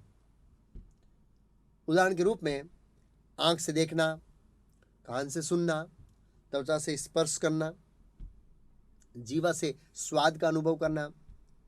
वैज्ञानिकों का फेमस सूत्र है सीइंग इज बिलीविंग, अपनी आंखों से देखी चीज को ही स्वीकार करना।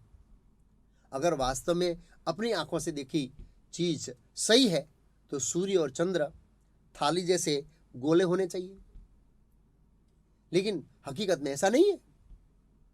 शास्त्रों से ऐसी जानकारी मिलती है कि सूर्य और चंद्र पृथ्वी से अनेक गुना बड़ा है, बहुत ज़्यादा बड़ा है। तो फिर ऐसे क्यों दिखते हैं? क्योंकि हम अपनी इंद्रियों की प्रत्यक्ष अनुभूति द्वारा जो ज्ञान प्राप्त करते हैं वो अपूर्ण और सीमित है। हम देखते हैं कि वैज्ञानिकों की थियरी हर रोज बदलती रहती है, हर रोज अपडेट होती है और हर रोज मॉडिफाई होती है। हम higher and higher and higher in perfect relative truth का ज्ञान वैज्ञानिकों के रिसर्च द्वारा प्राप्त करते हैं। जैसे कि कोई एक वैज्ञानिक ने रिसर्च करके एक सिद्धांत स्थापित किया तो उसको इनाम दिया जाता है। फिर दूसरा वैज्ञानिक उसको झूठा साबित करके एक नई थियरी बनाता है, उसको भी इनाम दिया जाता है।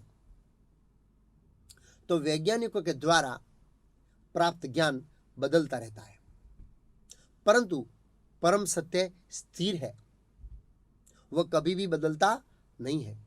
इसलिए हम परम सत्य को भौतिक इंद्रियों से नहीं समझ सकते हैं। उसके 4 कारण हैं। पहला कारण है अपूर्ण इंद्रियां। हमारी सभी इंद्रियां पूर्ण हैं।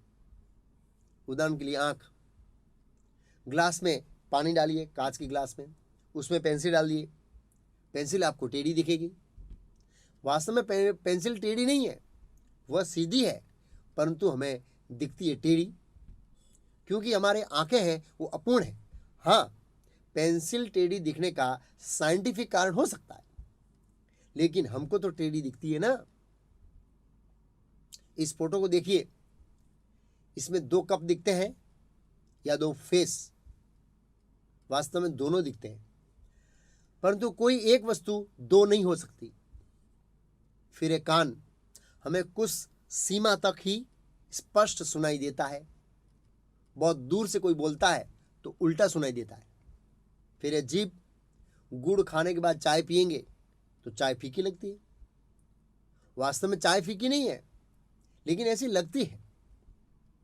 फिर ये त्वचा, अगर हम गर्म पानी में उंगली डालेंगे तो पानी हमको गर्म लगेगा, लेकिन उसी उंगली को ऐसे एकदम रगड़ कर गर्म पानी में डालेंगे फिर से तो पानी ठंडा लगेगा।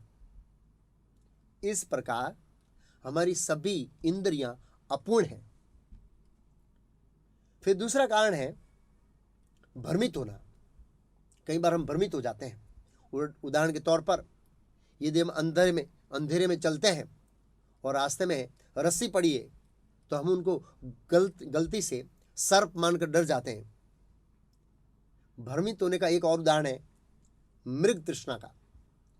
हम रेगिस्तान में जाते हैं, दूर से देखने में पानी दिखाई देता है, परंतु वहां कोई पानी नहीं होता है, वो तो सूर्य का प्रतिबिंब होता है। भ्रमित होने का तीसरा उदाहरण पेन किलर का। हमें कोई दर्द होता है तो हम पेन किलर ले लेते हैं और दर्द चला जाता है, जिसके कारण हम भ्रमवश सोचते हैं कि हम दर्द से मुक्त हो गए। हम ऐसी कई चीजों से भ्रमित होते हैं। तीसरा कारण भूल करना। मनुष्य मात्र भूल को पात्र। हर मनुष्य अपने जीवन में कोई न कोई छोटी बड़ी भूल करता है। चौथा कारण धोखा देने की वृत्ति। हर व्यक्ति में धोखा देने की वृत्ति पाई जाती है। इसलिए इन 4 दोषों के कारण वैज्ञानिकों का ज्ञान और व्यक्ति का ज्ञान अपूर्ण होता है। कोई तर्क कर सकता है कि हम इंस्ट्रूमेंट का उपयोग करके पूर्ण ज्ञान प्राप्त कर सकते हैं, परंतु इंस्ट्रूमेंट बनाया किसने? अपूर्ण इंद्रियों वाले व्यक्ति ने ही तो बनाया है ना, इसलिए वह भी इंस्ट्रूमेंट भी अपूर्ण है। सारांश यह है कि अपूर्ण इंद्रियों के द्वारा हम पूर्ण ज्ञान प्राप्त नहीं कर सकते। अर्थात इस प्रत्यक्ष प्रमाण से हम अपनी समस्याओं का समाधान नहीं कर सकते हैं और परम सत्य को भी नहीं जान सकते हैं, क्योंकि हमारी ज्ञान लेने की पद्धति और ज्ञान दोनों ही अपूर्ण है। इसका अर्थ यह हुआ कि भौतिक विज्ञान के माध्यम से हमारे जीवन की समस्याओं का समाधान नहीं होगा। ज्ञान लेने का दूसरा प्रमाण अनुमान प्रमाण, अर्थात किसी चीज को देखकर उसके बारे में कल्पना करना। उदाहरण के लिए, आपके पास वाली रूम में से झगड़ते हुए लोगों की आवाज आ रही है। आप कल्पना कर सकते हैं कि कोई झगड़ रहा है, या तो टीवी चल रही है या तो रेडियो चल रहा है, परंतु जब आप रूम खोलकर देखते हैं तो वहां पर लोग नाटक की प्रैक्टिस कर रहे हैं। इस प्रकार वास्तविक सत्य अलग हो सकता है। अनुमान प्रमाण का दूसरा उदाहरण है हाथी और अंधे व्यक्तियों का। एक बार 6 अंधे व्यक्तियों की एक हाथी से भेंट हुई। सभी अंधे व्यक्तियों ने हाथी के शरीर के जो अंग थे उनको स्पर्श करने लगे और उस अंगों को ही हाथी मानने लगे। एक व्यक्ति जो अपनी आंख से देख सकता था, उसने उन 6 अंधों से पूछा कि हाथी कैसा होता है। तो जिसने दांत पकड़ा था उसने कहा हाथी तीर जैसा है। सूंड पकड़ने वाले ने हाथी को सांप जैसा कहा। कान पकड़ने वाले ने सुपड़े जैसा कहा। पेट पकड़ने वाले ने दीवाल जैसा कहा। पैर पकड़ने वाले ने वृक्ष जैसा कहा। पूंछ पकड़ने वाले ने रस्सी जैसा बताया। इस तरह उन 6 अंधे व्यक्तियों ने अपनी कल्पना से हाथी को समझा, परंतु हाथी उनकी कल्पना से अलग था। इस प्रकार अनुमान प्रमाण से यानी कल्पना से हम परम सत्य को नहीं जान सकते। उदाहरण के रूप में किसी व्यक्ति को चोट लगी है या एक्सीडेंट हुआ है, कुछ शरीर में हानि हो गई है, वह कल्पना करे कि वो ठीक हो जाएगा। क्या मात्र कल्पना करने से व्यक्ति ठीक हो जाएगा? नहीं, उसको डॉक्टर के पास जाना पड़ेगा और पद्धति के अनुसार दवाई लेनी पड़ेगी। ज्ञान प्राप्त करने के लिए अब हमारे पास एक ही प्रमाण बाकी रहा है, वह है शब्द प्रमाण। ज्ञान लेने का तीसरा प्रमाण है शब्द प्रमाण, अर्थात प्रमाणिक गुरु से सुनना या गुरु शिष्य परंपरा। शब्द प्रमाण का अर्थ है प्रमाणिक सत्ता से ज्ञान प्राप्त करना। हम भौतिक जानकारी बारे में भी प्रमाणिक सत्ता से ज्ञान प्राप्त करते हैं। जैसे किसी के दांत में दर्द होता है तो हम दांत के डॉक्टर के पास जाते हैं, कंप्यूटर वाले के पास नहीं जाते हैं। और कंप्यूटर बिगड़ जाता है तो हम दांत के डॉक्टर के पास नहीं जाते। दूसरा उदाहरण है, रोड पर लिखे हुए किलोमीटर पर हम विश्वास करते हैं, क्योंकि सरकार ने माप कर लिखा है और सरकार रोड बनाने की प्रमाणिक सत्ता है। और शब्द प्रमाण स्वयं पूर्ण है। शब्द प्रमाण पर प्रयोग करने की कोई जरूरत नहीं है। अगर हम प्रयोग करेंगे तो क्या होगा? उसके 2 उदाहरण हैं। पहला उदाहरण है, पिता अपने पुत्र से कहता है कि बेटा सांप के नजदीक जाओगे तो सांप डसेगा। अगर पुत्र वैज्ञानिक बुद्धि वाला निकला तो सोचेगा नहीं पिताजी, मैं प्रयोग करके देखूंगा तभी मानूंगा कि सांप के काटने से व्यक्ति मरता है या नहीं मरता है। वह लड़का प्रयोग करेगा, सांप डसेगा, वह मर जाएगा। दूसरा उदाहरण है, एक लड़के को पता नहीं है कि उसके पिता कौन है। वह लड़का अपने पिता को खोजने के लिए वैज्ञानिक से मिलता है और वैज्ञानिक कहता है कि मैं इस विश्व के सभी मनुष्यों का ब्लड लेबोरेटरी में टेस्ट करके 800 साल के बाद बताऊंगा कि तुम्हारा पिता कौन है। परंतु वह लड़का यदि एक व्यक्ति के पास जाता है और उससे पूछता है तो उनको सही उत्तर मिल जाएगा। वह व्यक्ति कौन है? उसकी मां। मां जानती है कि उसके पिता कौन है। मां के वचनों को प्रयोग करने की जरूरत नहीं है। उसी प्रकार शास्त्र हमारी माता है। शास्त्र के वचनों को प्रयोग करने की कोई जरूरत नहीं है और हम शास्त्रों के वचनों का प्रयोग कर भी नहीं सकते, क्योंकि शास्त्र हमारे मन, बुद्धि और जो समझ शक्ति है उससे परे है। जैसे कोई छोटा बच्चा अपने बाप के जन्म का रहस्य समझने के लिए प्रयोग करने का प्रयास करेगा तो क्या वह सफल होगा? नहीं सफल हो सकता, क्योंकि यह उसकी बुद्धि और समझ शक्ति के बाहर का विषय है। लेकिन शास्त्रों को हम प्रमाणिक सत्ता से सुनकर समझ सकते हैं, प्रयोग करने से नहीं। ज्ञान प्राप्त करने के लिए 3 प्रमाण हुए, प्रत्यक्ष प्रमाण, अनुमान प्रमाण और शब्द प्रमाण। इसमें से शब्द प्रमाण द्वारा हम पूर्ण ज्ञान प्राप्त कर सकते हैं।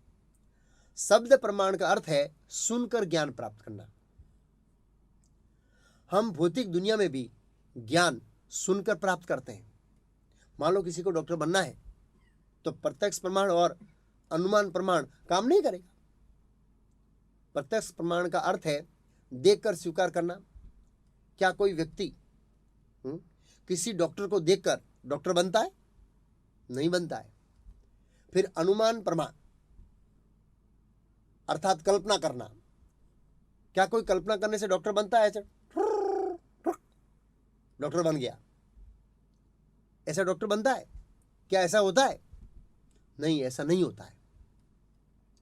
जब भौतिक ज्ञान लेने के लिए अनुमान प्रमाण और प्रत्यक्ष प्रमाण काम नहीं करेगा तो फिर आध्यात्मिक ज्ञान लेने में कैसे काम करेगा?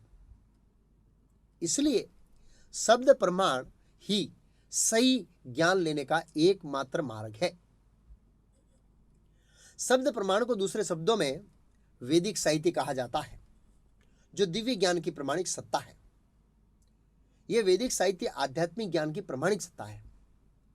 वैदिक साहित्य में सभी विषयों का समावेश होता है: सामाजिक ज्ञान, राजनीतिक ज्ञान, धार्मिक ज्ञान, आर्थिक विकास, रासायनिक ज्ञान, भूगोलिक ज्ञान, भौतिक ज्ञान और आध्यात्मिक ज्ञान। इस तरह सभी A to Z विषयों का समावेश होता है।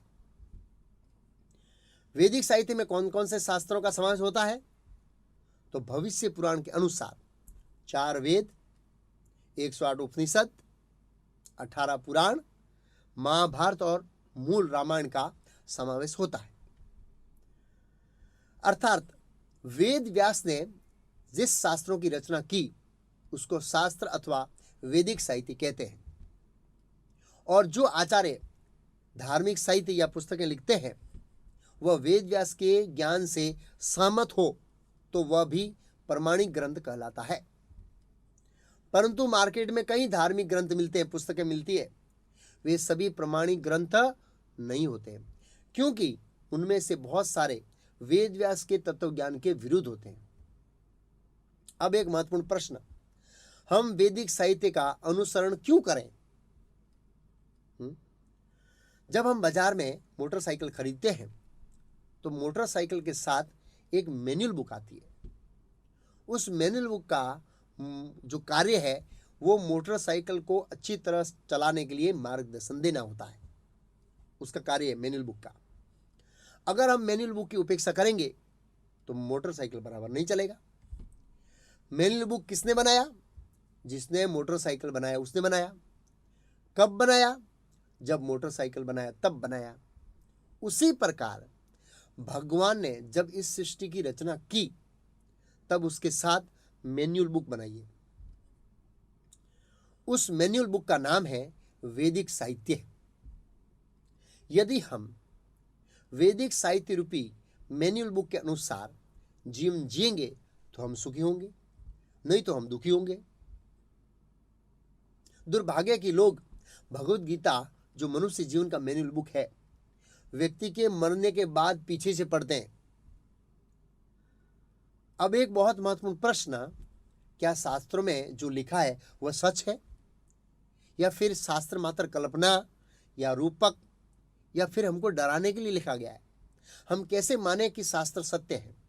तो अब हम समझेंगे कि वैदिक साहित्य पर हम कैसे पूर्ण विश्वास कर सकते हैं अथवा कैसे वैदिक साहित्य पूर्ण है, परफेक्ट, उसमें किसी प्रकार का दोष नहीं है और उसमें जो लिखा है वो सत्य है।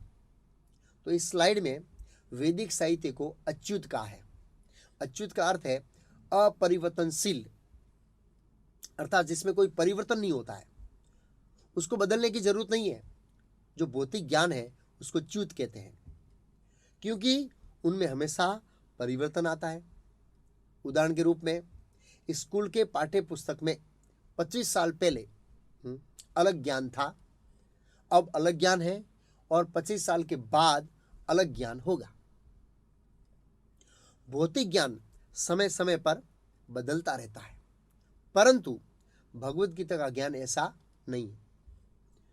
5000 साल पहले जैसा था अभी भी वैसा ही है, करोड़ों साल के बाद ऐसा ही होगा, उसमें कोई परिवर्तन नहीं आएगा।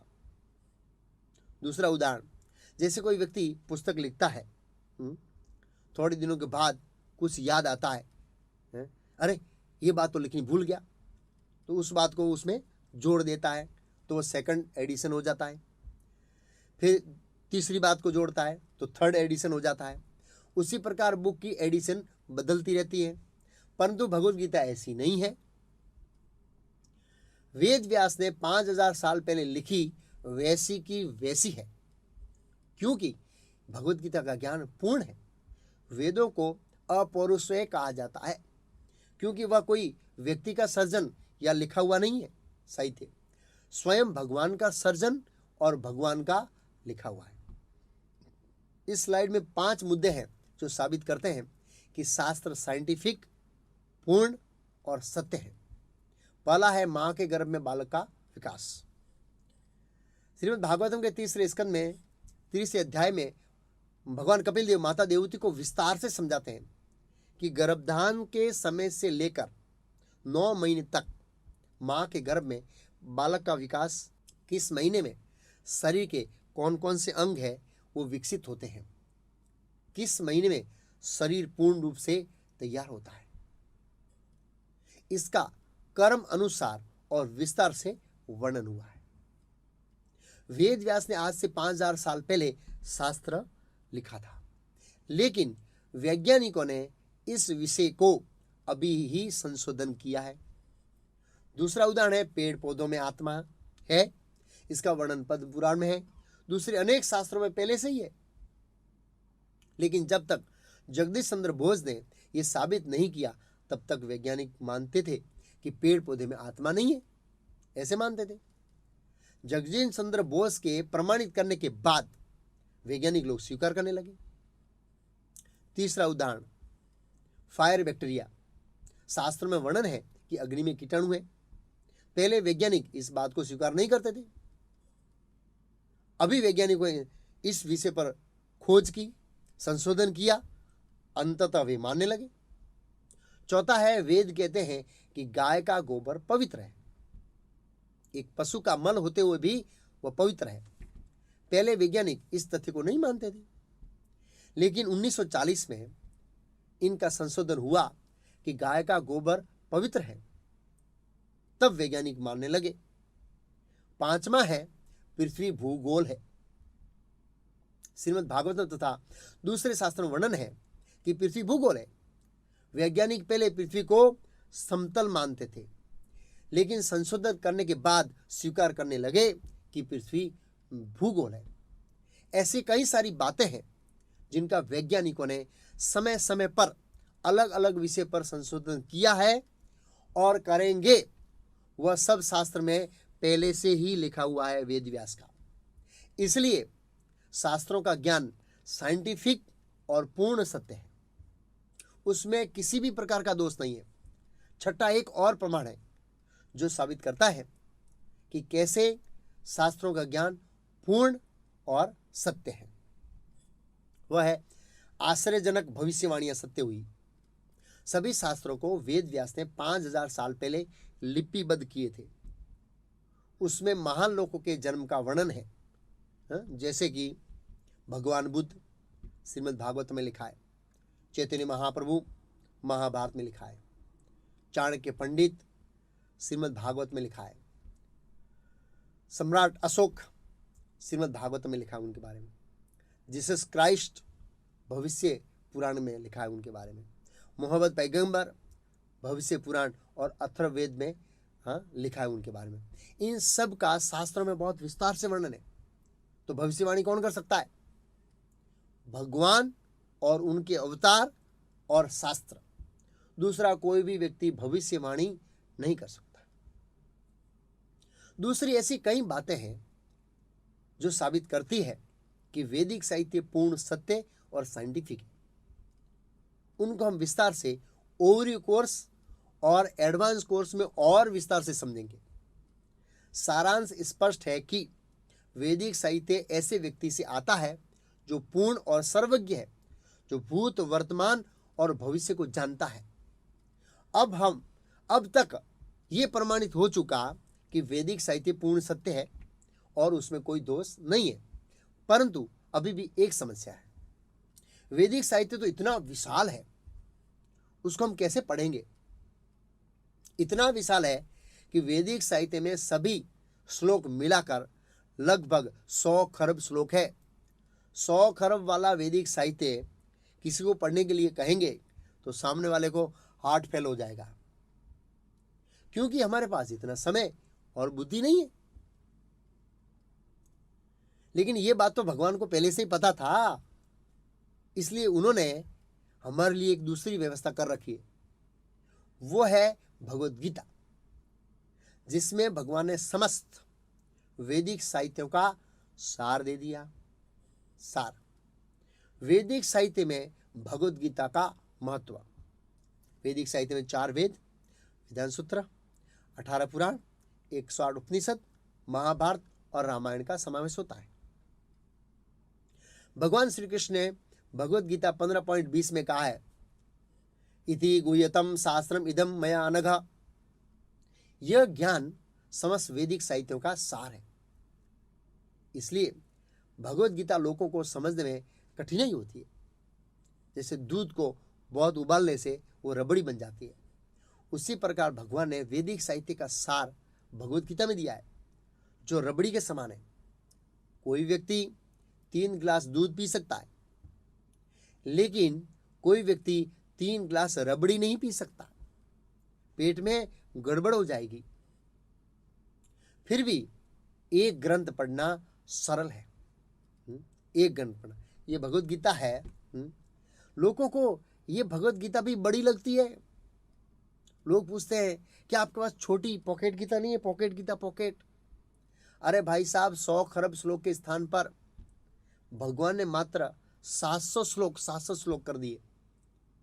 कितने श्लोक कम कर दिए आप सोचिए।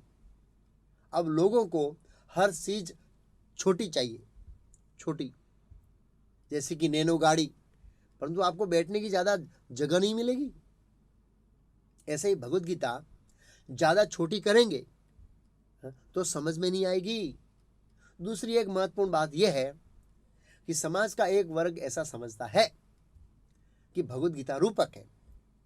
रूपक का अर्थ है कथा वार्ता, परंतु पीछे हम समझे थे कि वैदिक साहित्य पूर्ण सत्य है और साइंटिफिक है। फिर भी यदि आप भगवत गीता को रूपक मानते हैं तो ये वीडियो देखने का कोई अर्थ नहीं है, क्योंकि रूपक के विषय में चर्चा करने से किसी को कोई लाभ नहीं होगा, कोई लाभ नहीं होगा। अब हम भगवत गीता के महात्म्य को समझेंगे।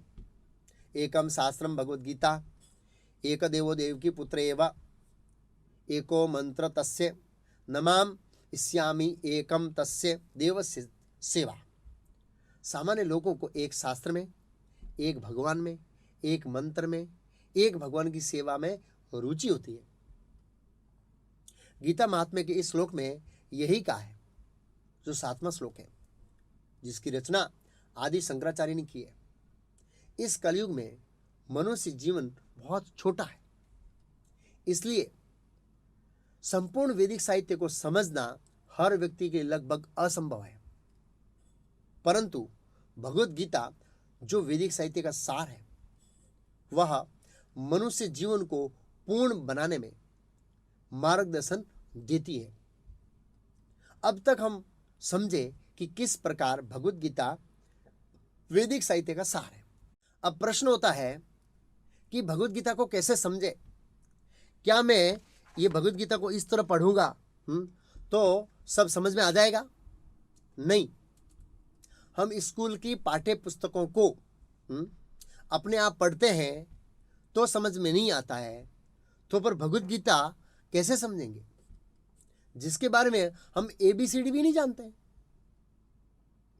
दवा डॉक्टर के मार्गदर्शन के अनुसार लेंगे तो ही स्वास्थ्य अच्छा होगा, तो ही बीमारी ठीक होगी। अपने मन के अनुसार लेंगे तो अच्छा नहीं होगा। उसी प्रकार भगवत गीता को समझने की पद्धति भगवत गीता में ही लिखी है।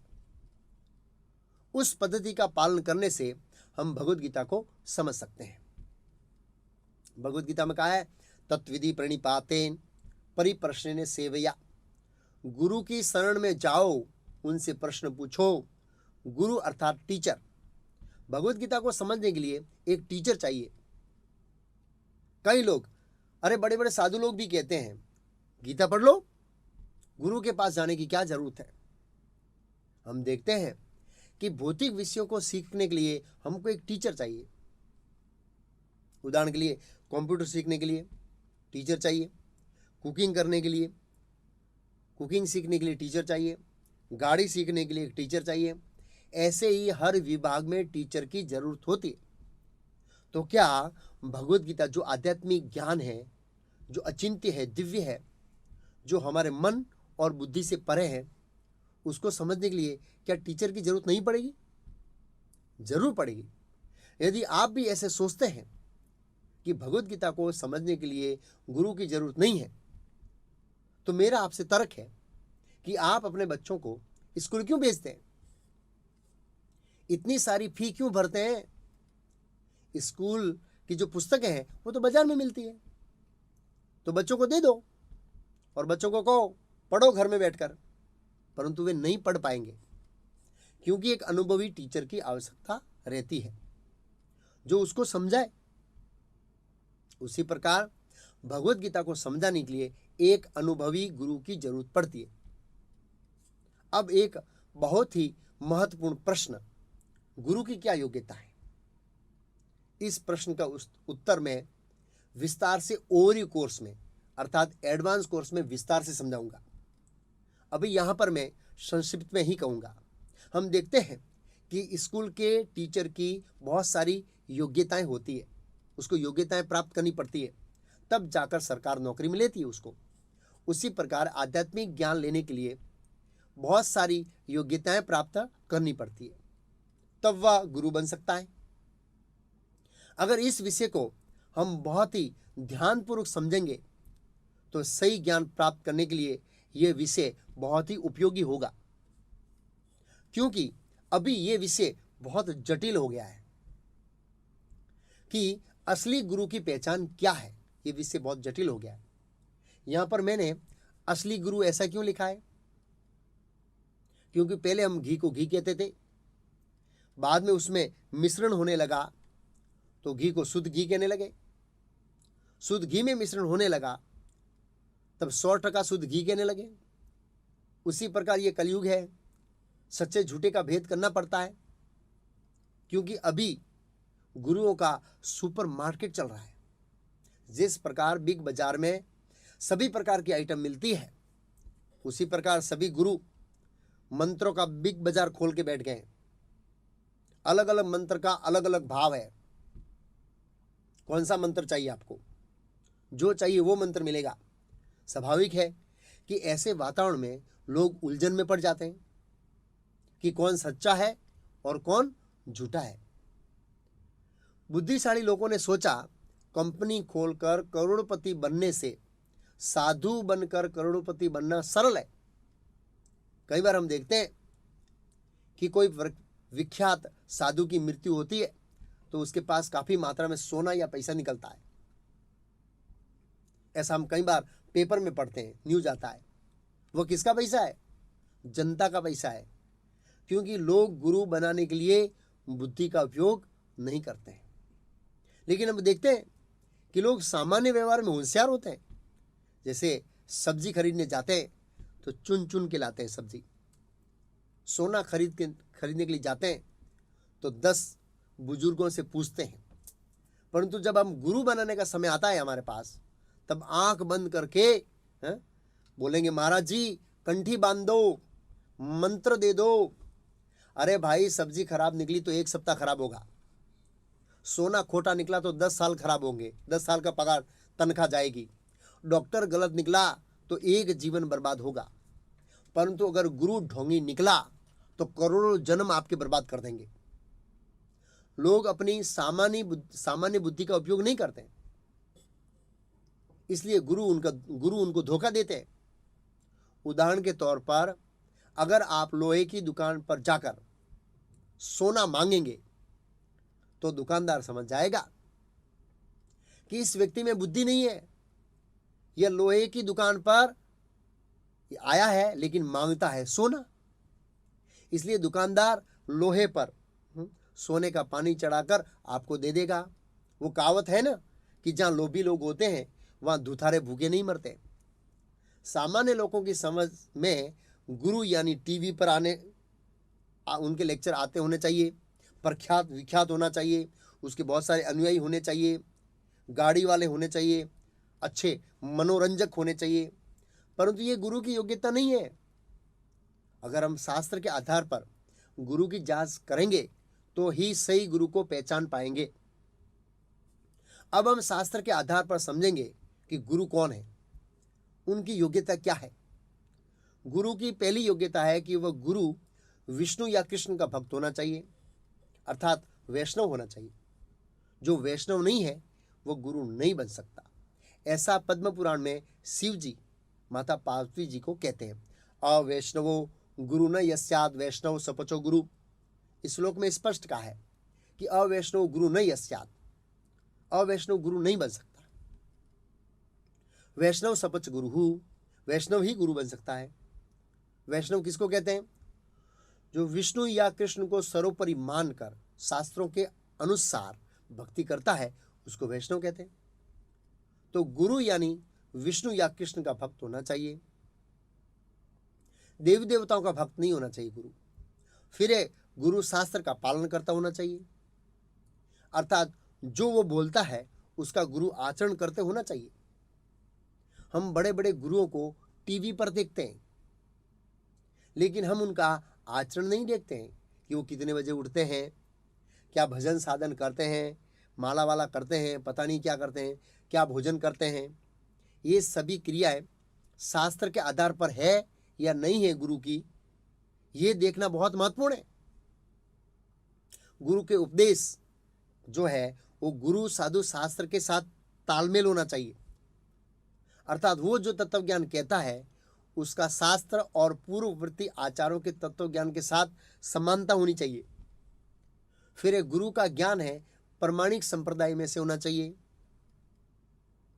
जिस प्रकार टीचर प्रमाणित कॉलेज से ज्ञान लेकर प्रमाणित टीचर बनता है, अर्थात टीचर पहले स्टूडेंट होता है बाद में टीचर बनता है, उसी प्रकार गुरु को पहले शिष्य बनना चाहिए बाद में गुरु बनना चाहिए। अर्थात गुरु 4 संप्रदाय में से एक संप्रदाय में होना चाहिए। इसको हम विस्तार से आगे समझते हैं। ये जो भगवत गीता है इसको समझने के लिए हम प्रमाणिक कॉलेज में जाएंगे, प्रमाणिक कॉलेज से ज्ञान लेंगे, या अप्रमाणिक कॉलेज में जाएंगे या अप्रमाणिक कॉलेज में से ज्ञान लेंगे। स्वाभाविक है प्रमाणिक कॉलेज में से, तभी गीता का वास्तविक अर्थ पता लगेगा। किसी के मन में प्रश्न हो सकता है कि क्या भगवत गीता को समझने के लिए भगवान ने इस जगत में कोई कॉलेज बनाई है? हाँ बनाई है ना। आप प्रश्न कर सकते हैं क्या शास्त्र प्रमाण है? हाँ प्रमाण है ना। इस श्लोक में कहते हैं संप्रदाय विनय मंत्रास्ते विफला मतः अतः कलो भविष्यति सातर संप्रदायिनः श्री ब्रह्म रुद्रक सनक वैष्णव इति पावनः सत्वारस्ते कलो भवि उत्कल पुरुषोत्तम है रामानुजर श्री शिव चक्रे माध्वाचार्य चतुर्मा स श्री विष्णु स्वामिनो रुद्रो निम्बा आदित्यम चतुक्षण। अर्थात संप्रदायहीन मंत्र और परंपराहीन श्रवण अध्ययन सभी निष्फल है। कलयुग के लिए 4 प्रमाणिक संप्रदाय है, श्री संप्रदाय रामानुचार्य, ब्रह्म संप्रदाय मध्वाचार्य, कुमार संप्रदाय निम्बरकाचार्य और रुद्र संप्रदाय विष्णु स्वामी। यह पद्म पुराण का श्लोक है। उसकी पहली ही लाइन में कहा है संप्रदाय विहीन मंत्र स्ते निष्फल मतः, अर्थात संप्रदाय के बिना मंत्र और ज्ञान दोनों निष्फल है। इस श्लोक में 4 संप्रदाय का वर्णन है और 4 संप्रदाय के मुख्य आचार्यों का भी नाम है और कलयुग के आचार्यों का भी नाम है। अब हम इसी श्लोक को डायग्राम में समझेंगे। ये 4 प्रमाणिक संप्रदाय है। पहला है जिसका प्रारंभ ब्रह्मा जी से होता है, दूसरा शिव जी से, तीसरा लक्ष्मी जी से और चौथा चतुष कुमार से। जो गुरु इन 4 संप्रदाय में से ज्ञान लेकर अपने शिष्य को मूल रूप में ज्ञान देता है वही सच्चा गुरु है। मूल रूप में ज्ञान का अर्थ है कोई परिवर्तन किए बिना। जैसे एक पोस्टमैन एक जगह से पोस्ट लेकर दूसरी जगह दे देता है, उसी प्रकार गुरु अपने गुरु के पास से ज्ञान लेकर अपने शिष्य को वही ज्ञान मूल रूप में देता है, वही सच्चा गुरु है। मैं आपको जो ज्ञान दे रहा हूं वह ज्ञान ब्रह्म मध्व गौड़ीय संप्रदाय के द्वारा आता है।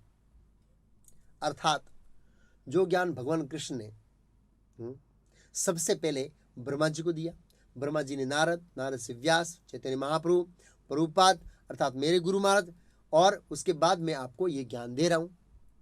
ये भगवत गीता का ज्ञान है, वो मेरा ज्ञान नहीं है, मेरा ज्ञान नहीं है, मेरे गुरु का भी ज्ञान नहीं है, उनके गुरु का भी ज्ञान नहीं है।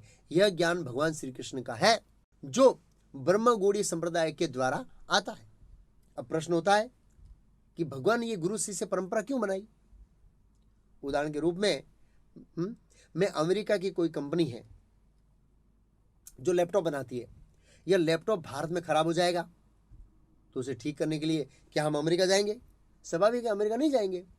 लेकिन कंपनी उसके लिए ट्रेनिंग चैनल बनाती है, चेन बनाती है, जो हम तक पहुंचती है, तब हमारा लैपटॉप ठीक हो पाता है। उसी प्रकार भगवान तो वैकुंठ में रहते हैं, हम उनसे ज्ञान लेने के लिए वैकुंठ नहीं जा सकते हैं।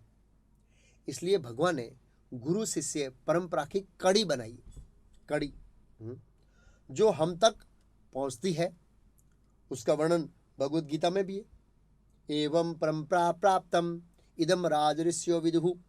हे अर्जुन, ये ज्ञान गुरु परंपरा द्वारा आया है, इसलिए इस ज्ञान को गुरु परंपरा के द्वारा ही प्राप्त करना चाहिए। सार यह है कि जिस गुरु ने इस 4 संप्रदाय में से ज्ञान प्राप्त किया है, वो ही गुरु अपने शिष्य को सच्चा ज्ञान प्रदान कर सकता है, नहीं तो घर बैठकर डॉक्टर बनने जैसा होगा, अपूर्ण ज्ञान। अब है शिष्य की योग्यता।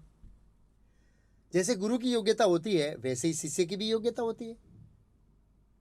जैसे कॉलेज में एडमिशन लेने के लिए कुछ परसेंटेज मार्क होने चाहिए, उसी प्रकार शिष्य की भी योग्यता होनी चाहिए। अब हम शिष्य की योग्यता को समझेंगे। शिष्य की पहली योग्यता है जिज्ञासा करना। जिस प्रकार पढ़ने की इच्छा हो तो टीचर पढ़ाता है, उसी प्रकार शिष्य को आध्यात्मिक ज्ञान लेने की जिज्ञासा होनी चाहिए, इच्छा होनी चाहिए। अगर कोई व्यक्ति भौतिक उद्देश्य से शिष्य बनता है तो वो सही शिष्य नहीं है। शिष्य यानी उसका आध्यात्मिक ज्ञान प्राप्त करने का एकमात्र उद्देश्य होना चाहिए। शिष्य की दूसरी योग्यता है सेवा की भावना। जैसे कि कोई कंपनी में कोई व्यक्ति नौकरी शुरू करता है तो उसकी भावना होती है कि मैं बॉस का कार्य, कंपनी का कार्य अच्छी तरह से करूंगा। कार्य करने के लिए उसमें उत्साह भी होता है। उसी प्रकार शिष्य में भी गुरु की सेवा, भगवान की सेवा करने की भावना और उत्साह होना चाहिए। शिष्य की तीसरी योग्यता है गुरु में श्रद्धा होना चाहिए। गुरु में श्रद्धा रखने से पहले 100 बार सोचना है कि गुरु प्रमाणिक है या नहीं है, उसके बाद पूर्ण श्रद्धा रखना चाहिए। शिष्य की चौथी योग्यता उदार मन से विनम्र पूछताछ, प्रणिपातेन सेव्या। विनम्र होकर प्रश्न पूछना चाहिए। शिष्य की 5वीं योग्यता है विष्णु या कृष्ण का भक्त होना चाहिए, जिसके बारे में भगवान कृष्ण ने भगवद गीता में कहा है, भक्तो असि मैं सका चेती रहस्यम हेति उत्तम। शिष्य की 6ठी योग्यता है गुरु की आज्ञा का पालन गंभीरता से करना। तो ये हुई शिष्य की योग्यता है। अब एक पॉइंट बहुत महत्वपूर्ण है। जैसे भौतिक ज्ञान लेने के लिए 3 चीजें जरूरी होती है, उसी प्रकार आध्यात्मिक ज्ञान की प्राप्ति के लिए भी 3 चीजें जरूरी है। पहला है शिक्षक, जिसकी तुलना गुरु के साथ की गई है। दूसरा है टेक्स्ट बुक, जिसकी तुलना शास्त्रों के साथ की गई है। तीसरा है स्कूल की संस्था, जिसकी तुलना गुरु परंपरा के साथ की गई है। जब ये तीनों प्रमाणिक होंगे तब हम सच्चा ज्ञान प्राप्त कर सकते हैं। अब हम दूसरे दिन से जो ज्ञान की चर्चा करेंगे वे इन तीनों पर आधारित होगी। इन तीनों पर ये 3 उसके स्तंभ रहेंगे। इसलिए आज मैंने प्रथम दिन में ज्ञान का आधार बताया, क्योंकि बिना आधार के ज्ञान की कोई कीमत नहीं। तो आज हम क्या समझे? आज हम समझे कि मनुष्य जीवन का लक्ष्य क्या है, मनुष्य और पशु में क्या अंतर है। आहार, निद्रा, भय, मैथुन शरीर को टिकाने के लिए है। ज्ञान प्राप्त करने के 3 मार्ग हैं, उसमें से शब्द प्रमाण से पूर्ण ज्ञान प्राप्त किया जा सकता है। और गुरु तथा शिष्य की योग्यताएं भी समझे। अब हम दूसरे दिन में भगवत गीता का प्रथम विषय लेंगे, आत्मा का विज्ञान, साइंस ऑफ द सोल। आज के विषय में अगर आपका कोई प्रश्न हो तो आप 9427617925 पर फोन कर सकते हैं। हरे कृष्णा, धन्यवाद।